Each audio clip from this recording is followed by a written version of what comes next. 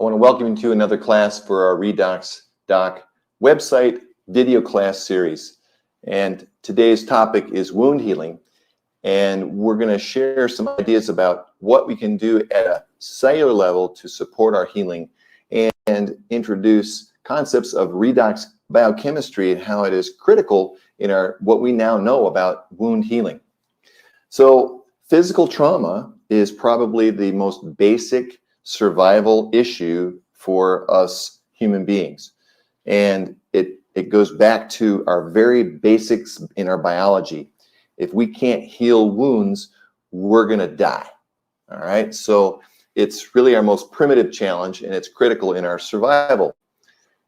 Redox molecules are the first line of attack when we're trying to correct a wound or an injury. And so there's an immediate release of reactive oxygen species, another kind of reactive molecule that are part of the redox molecule cascade. And this release of these certain molecules is natural and very needed. So think of those little molecules as the first signal that there's something wrong. And they have an immediate impact on helping the tissue. And one of those molecules is hydrogen peroxide. I mean, it sounds kind of weird because we think of hydrogen peroxide being something we gargle with for our dental health if we have a sore in our mouth or something. But in our cellular physiology, hydrogen peroxide is one of the most basic redox molecules we have. And it's one of the early molecules that's involved in helping to heal. And the way it does that, it helps to restore oxygen levels in our tissues. If there's oxygen present in a wound or an injured piece of tissue, it's going to repel bacteria. Bacteria love it to be kind of low on oxygen where they can flourish and create trouble. So bacteria are repelled. There is an immediate call to the immune system. Hey, send over some white blood cells, because the white blood cells do all kinds of good things. And so the redox molecules, this one, the reactive oxygen species, call the immune system over to get to work in the healing process. So that initiates what's called the healing cascade. There's a whole lot of things that happen all at once. We don't even think about it. Think about a wound or a cut that you had recently. One of the first things that happens is it starts to swell, doesn't it? And it starts to get a little red, and it starts to get a little warm, and it stops bleeding. And that whole process happened because of redox biochemistry, every bit of it at its roots. And so this heat and erythema and edema is critical in beginning this process of healing. Without that, the tissue can't do its repair work. Remember, these cells have to start repairing themselves, or they're going to replace themselves, or they're going to kill themselves and get out of the way. But if there's a chance to repair themselves, this cascade of healing has to happen. And then what's interesting is that there's also cellular debridement. Now you think of debridement like a surgeon goes in and kind of takes away some dead tissues that are in scabs and gunky stuff in a wound that needs to be cleaned out so that it can heal properly. Well, our cells do this naturally. And if you have enough balance in your redox chemistry, you can avoid the surgeon doing debridement because it will happen naturally. All right. So whether it be a tear of a ligament inside your knee, a broken bone in your shoulder, a cut on your skin, or a bacterial invasion, all of these redox concepts are happening simultaneously. I want to speak just for a moment on the topic of antibiotic resistance bacteria. You've heard of bacteria like MRSA and other flesh-eating bacteria that are becoming more and more prevalent in hospitals and actually in community-acquired situations, whether it be a nursing home or even someone's home or in schools.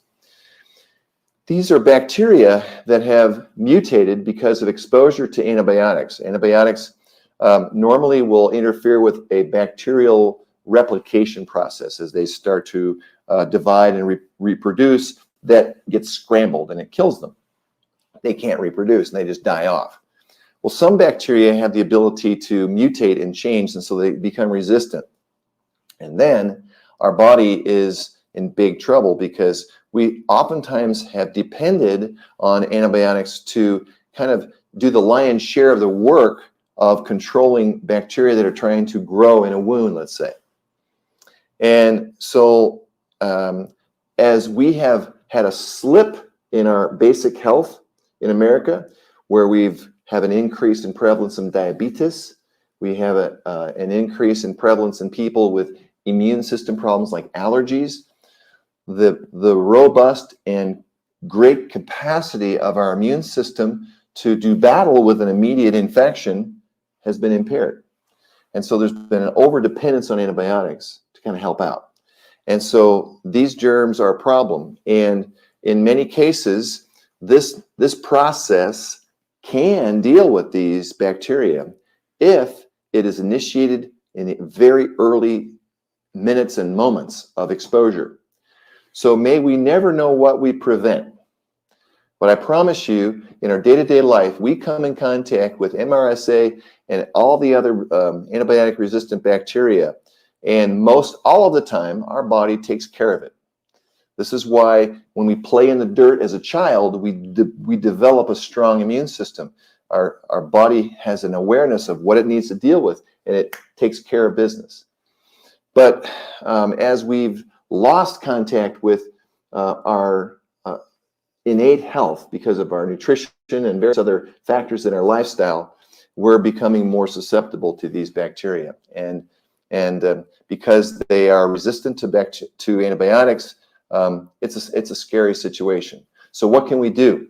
Well, the answer, in my opinion, revolves around providing resources at the cell level for our body. So we can use topical solutions of redox molecules in a gel and place them on our skin. We can use them in areas where we have problems with our skin, whether there's a rash or a complexion issue, and it will restore balance to our skin topically. We can also take redox molecules in a liquid form that are stabilized and work from the inside out. There's a number of approaches, but anytime we can provide balanced resources in these little molecules that are normally made in our tissues, but fail to get made as we age and as we fall out of balance, what a blessing it is to have access to these kinds of resources.